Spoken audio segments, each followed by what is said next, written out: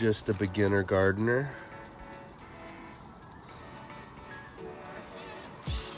I still need to attach all my different sprinkler lines, but I've got my main part already hooked up and it's working. And I've got these two beds and this beautiful little greenhouse to start.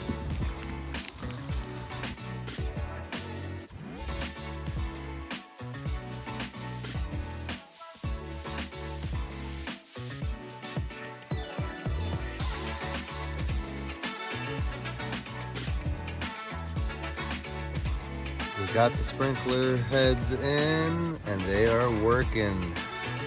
In this first bed, we've got some sweet corn, red leaf lettuce, and cucumbers.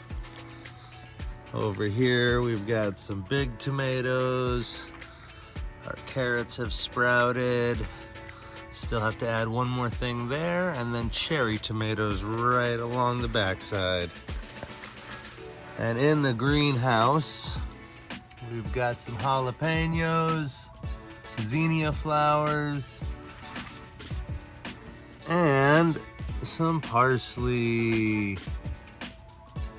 First time gardener, just learning some things, but this is where we're at so far.